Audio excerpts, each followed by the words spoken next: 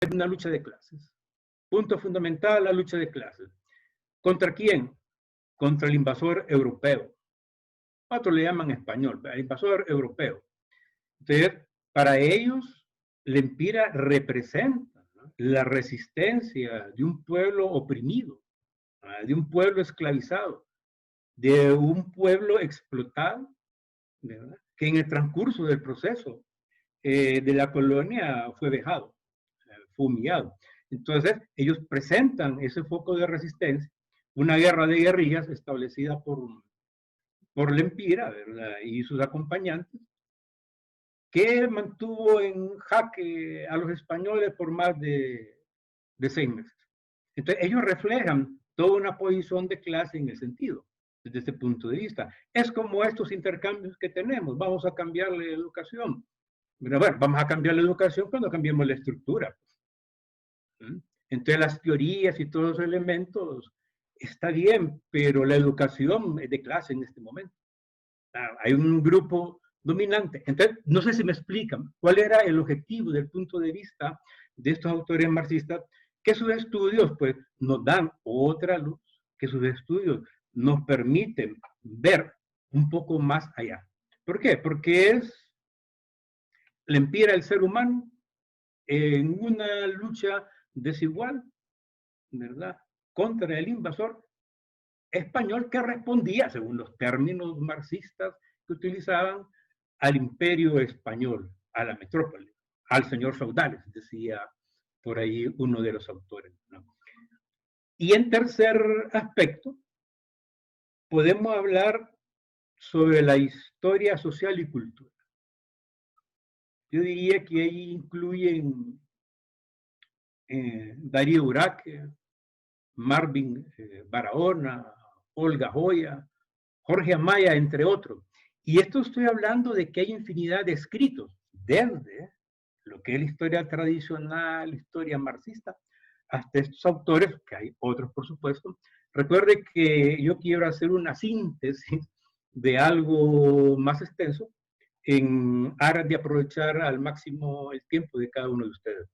Y la otra parte de estos historiadores que tienen otras metodologías dentro de la investigación.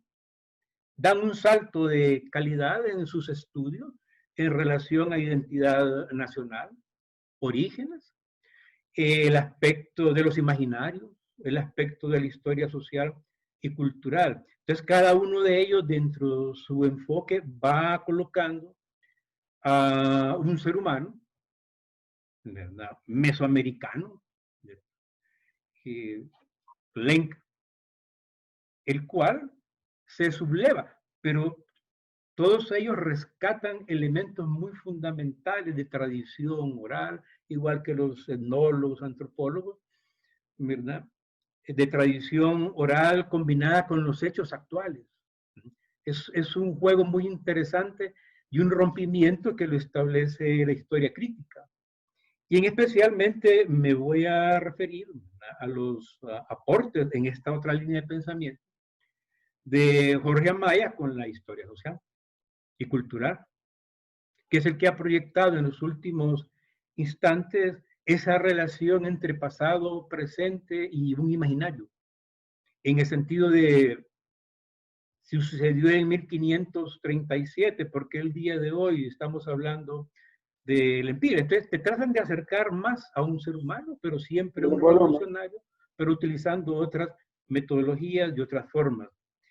Desde este punto de vista, diría que abarco 3 aspectos en una forma muy sintética que requiere una discusión en torno a la historiografía de Lempiero. Muy bien, maestro. Gracias. Pero aquí quiero comentar que en un determinado momento ni siquiera era considerado Lempiero un personaje histórico. Quiero decir, hasta el encuentro de ese documento y la publicación del libro de don José Mía, don Pepe Mía, como lo conocemos, ¿verdad? Es que aparece y se rescata la figura histórica, ¿verdad? Quiero decir, más allá de lo mitológico, porque inclusive en un determinado momento se hablaba del Empira como ese sinónimo o síntesis de la identidad, pero en términos míticos, que es como el rescatar al personaje histórico más allá de lo que puede decir la historiografía tradicional, quiero decir, lo que escribieron los cronistas, que bueno, aún partiendo de ese método del etnógrafo, ¿verdad? Y partiendo de la observación y de las entrevistas, de alguna manera, que hizo en su momento Herrera, para algunos historiadores de inicio de siglo, inclusive se podía consideraban al Empira no un personaje histórico, sino como un personaje de leyenda. ¿Puedo intervenir solo unos minutos? Sí, claro. Sí. Sí, en lo que tú tocas, Oscar, está el libro de Mario Felipe Martínez Castillo, Los últimos días del Empira, que viene como un parte de aguas en esa forma tradicional en la que algunos consideran que el Empira murió a traición y otros consideran que murió decapitado en un combate cuerpo a cuerpo. Entonces ahí hay un parte de agua en el sentido de que prevalece en la actualidad puntos de vista en torno al Empira y su existencia, pero lo fundamental de los escritos de la historia tradicional de Mario Felipe y los actuales, que es una interpretación, hay que hacer una interpretación documental, es que te ponen o te ubican, una mejor expresión, te ubican al Empira cronológicamente y en un espacio desde el punto de vista que te lo van diciendo, fue un individuo real, ya no es mito, todo lo que es escrito de después. Y la tradición oral, pues, ya es parte de lo que es un ser humano, en un periodo muy temprano, ¿verdad? En el 37, como dice el libro, dio batalla a los invasores europeos. Muy bien. Entonces, con este marco ya inicial, le damos paso al profesor Virgilio Maradiaga para que comentemos en ese sentido del personaje histórico más allá del hecho y del dato, ¿verdad? Puntual con respecto a la historia. ¿Existió o no existió? Bueno, sabemos efectivamente que existió. Yo creo que la probanza de méritos es el documento histórico que es bastante largo, ¿verdad? En ese libro de María Felipe acerca de cómo Rodrigo Ruiz está tratando de comprobar efectivamente, ¿verdad?, que fue un pacificador de esa zona y que trae testigos. Yo creo que un poco más desde el punto de vista científico también, igualmente con un dato duro, comprobable y verificable, que lo que de alguna manera Herrera dejó, porque Herrera, bueno, igual que cualquier investigador, cualquier antropólogo, 10 años después de un acontecimiento, pues las personas recuerdan, porque recordemos que la memoria es selectiva también y va a grabar aquellos elementos que son fundamentales y que son cruciales para que un pueblo los viva y los recree, pero no necesariamente todos se guardan en la memoria. O sea, ya desde la perspectiva de la antropología estoy hablando.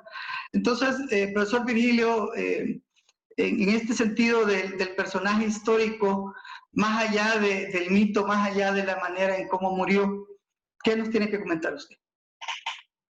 Bueno, en primer lugar, un saludo. Gracias por esta oportunidad y, lógicamente, reconociendo pues el sentido histórico y el principio siempre que nos ha guiado, ¿verdad?, de la reflexión, del análisis y de la relación de hechos que nos identifican con el profesor Oscar Zelaya. Yo creo que, en primer lugar, hay que decir de que el Empira es el símbolo del patriotismo, de valentía, de amor por la tierra que lo vio nacer, un ejemplo de dignidad, un personaje sobresaliente y necesario en la historia de Honduras. La más grande figura, diría yo, en defensa de la soberanía nacional a través de los tiempos. Su hazaña, lógicamente, se remonta a los tiempos primeros, ¿verdad? Hay que recordar de que hay diferentes momentos que a veces nosotros los confundimos. El descubrimiento, la exploración, la conquista y la colonización, ¿verdad? El Empira, lógicamente, aparece cuando aparecieron otros como Sicumba, como Pisacura, ¿verdad? Como, ¿cómo se llama? Don Benito en Olancho, ¿verdad? Entonces, es decir, al momento que Marcos Caría Zapata, el historiador ya fallecido, maestro nuestro, ¿verdad? Que escribió La tiranía de los conquistadores.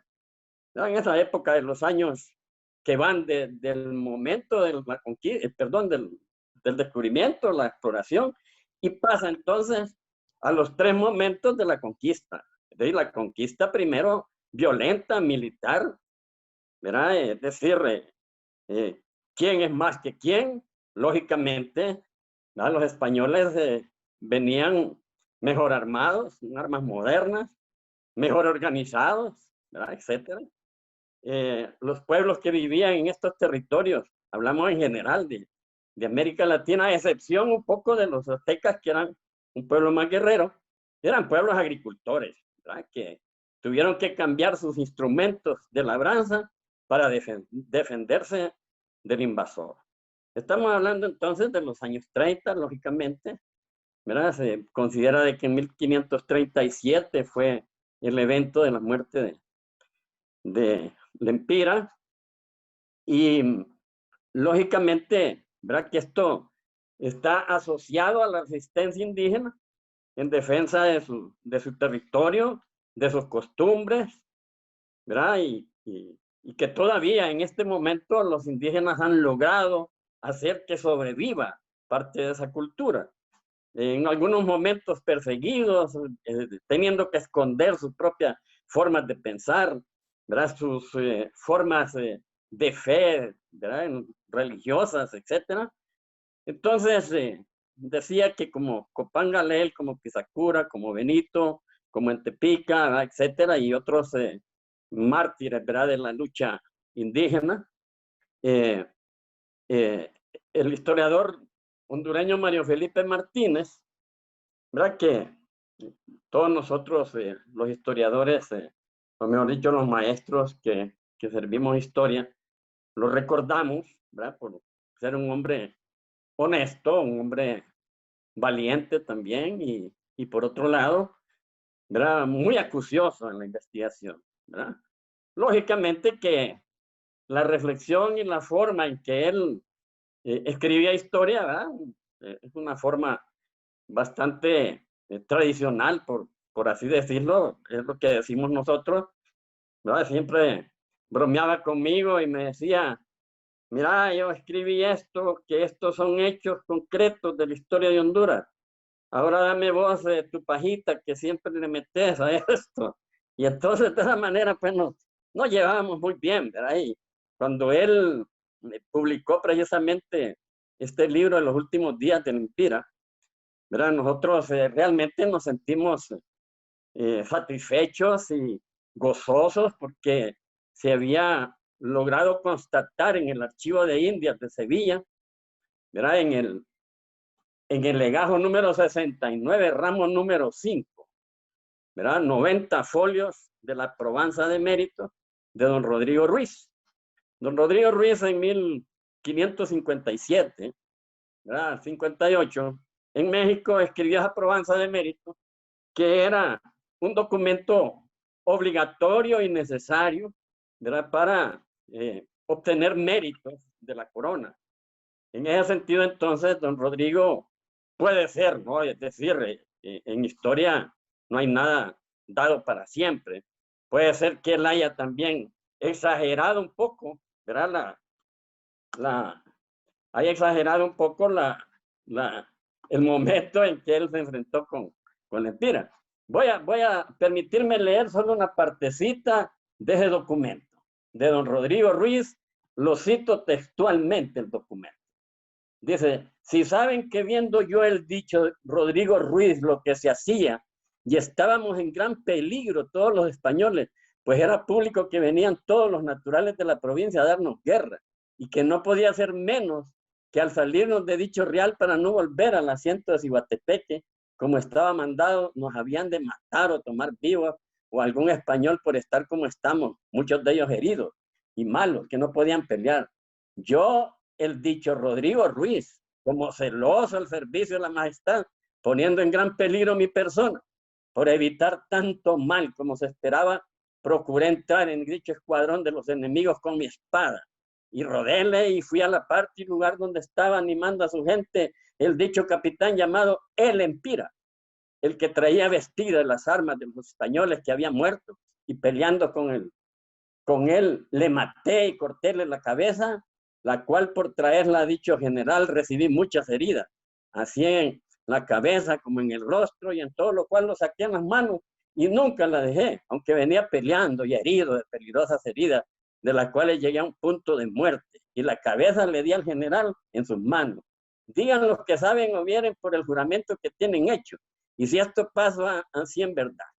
Entonces, cierro allí la cita, ¿verdad? Él pone como testigos a un señor don Alonso de Maldonado y a doña Catalina de Montejo, lógicamente españoles también, ¿verdad? Entonces, ¿cómo le digo? Es un hallazgo extraordinario, me parece, definitivamente ese documento, pero lógicamente hay que pasarlo también a través ¿verdad? ¿Cómo se llama? Del análisis y de la reflexión y de ¿cómo le dijera? La comparación, ¿verdad? De hechos en ese periodo. Entonces, en 1558 fue que él presentó esta probanza de mérito, ¿verdad? Que encontró Mario Felipe en el archivo de Sevilla, precisamente cuando, ¿verdad? Mario Felipe estaba trabajando con el Ministerio de Relaciones Exteriores por las cuestiones limítrofes, tanto con Nicaragua como con El Salvador. Entonces, lo importante, digo yo, de este documento es porque, dicho por un español, ¿verdad? De que existió la Empira, que peleó, ya, ¿verdad? El problema de la muerte, lógicamente, él tiene que hacerse más héroe de lo que en realidad de repente era, ¿no? Porque en todos los documentos que existen, lógicamente, hay partes que son exageradas, ¿no? ¿Entiendes? Es decir, cuando nosotros leemos, por ejemplo, documentos sobre Napoleón y sobre otros grandes actores y hacedores, ¿verdad? De los hechos históricos, hay que tener mucho cuidado como historiadores, ¿verdad? Como investigadores, de no hacer nuestro, pues, algunas cosas que lógicamente merecen probanza, como decía este español, ¿no? Probanza, sí es cierto, ¿verdad? De mérito. Entonces, en ese sentido, yo creo que como se ha hecho siempre en la historia, ¿sí? ¿Verdad? Algunos mitos y algunas leyendas, y, ¿verdad? Que en parte dicen muchas verdades, ¿verdad? Se van apartando, ¿sí? ¿Verdad? De lo verdaderamente real de lo que sucedió. Lógicamente que un personaje como la Empira, que está tan lejano en nuestro devenir histórico, ¿verdad? Y como cualquier otro personaje, ¿verdad? Le rodea también, ¿verdad? Una imagen un poco mística. Y si no, veamos el himno que escribió Andrés Zúñiga, ¿verdad? Que es semidios, ¿me entiende? Entonces, lógicamente hay que ir, ¿verdad? Limpiando un poco, ¿verdad? La imagen de humano, de luchador, de guerrero, de valiente, de enfrentarse, ¿verdad? De repente con algunos instrumentos que utilizaban para la labranza, con los españoles que traían sus arcabuces, que traían, ¿verdad? Sus caballos, que traían sus lanzas, que traían, ¿cómo se llama? Sus escudos y ¿cómo se llama? Bien reguarnecidos por diferentes partes del cuerpo, ¿no?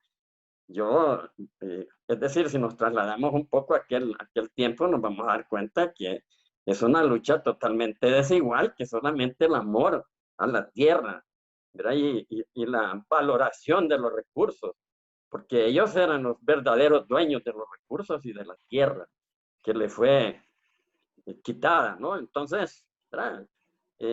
La conquista fue la conquista militar, ¿verdad? Que nosotros somos los que venimos y mandamos porque tenemos la fuerza, como se hace actualmente. Es decir, ¿verdad? Pueblos que son sojuzgados, principalmente en el oriente, ¿verdad? Por potencias que lógicamente tienen más fuerza, más potencial, más tecnología. Luego entonces viene que también existe en la actualidad el bombardeo ideológico, es decir, la conquista ideológica. Lo que tú crees, lo que tú tienes fe, no sirve. ¿Verdad? Lo que nosotros traemos, ¿verdad? Las ideas que traemos, los principios que traemos, son los verdaderos. ¿Verdad? Así como queremos imponerle al mundo musulmán los principios de un mundo perverso como es el mundo occidental, ¿no? Por los mandatos que se tienen. Luego entonces la conquista económica, es decir, te quitamos lo que tú tienes.